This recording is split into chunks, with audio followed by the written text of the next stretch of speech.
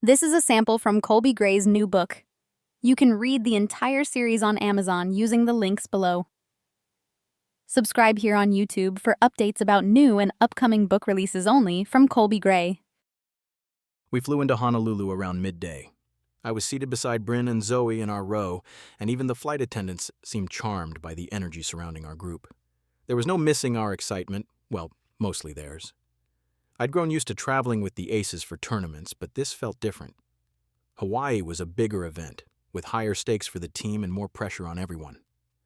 The moment we stepped off the plane and into the breezeway, a warm, salty breeze drifted in through the open corridor, and I inhaled a breath of ocean air.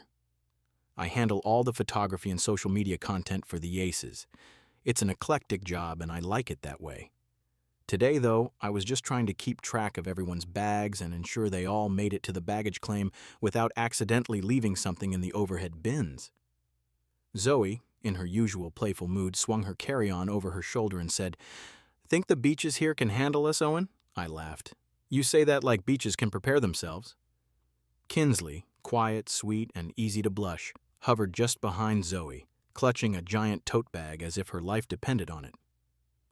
"I've never been to Hawaii," she confessed shyly, giving me a small smile. "Feels almost like a dream." "Kins, you're gonna love it," Bryn chimed in. Bryn exuded a cool, competitive aura, and she rarely passed on an opportunity to outdo someone. "Most scenic place we've traveled for a tournament so far." Presley rolled her eyes, the older, red-headed team mom character. "I've been here a few times. Let me tell you, you can't slack off on the sunblock." She pulled her own bag off the belt as soon as we reached baggage claim. "I swear, you don't want to start peeling the day of the match." Bill, our manager, waddled over to us with a friendly grin. He was a bit out of breath from hauling his own luggage. "All right, folks, the hotel's waiting. We've got 2 rooms for you ladies and 1 for me down the hall," he said, then gestured to me. "Owen, you're bunking in with them?" I gave him a nod. "Yeah, I'll share with Presley and Bryn." That was the arrangement for this trip. Zoe and Kinsley would share a room to themselves. Before long, we stepped outside into a sunlit arrival area, and a short shuttle ride took us to our hotel.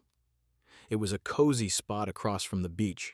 Nothing super fancy, but it was still a slice of Hawaiian paradise.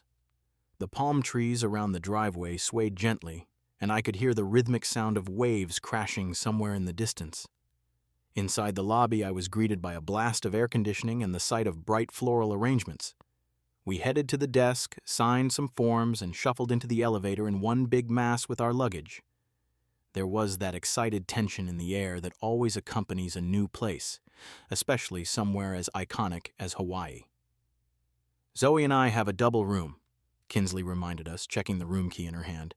"5th floor, room 510. And I glanced at Bryn's key card.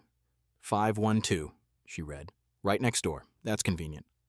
She had a playful look in her eyes that made me wonder if she was cooking up some challenge or other. Bryn was never one to back down from an idea that might be even remotely called competition.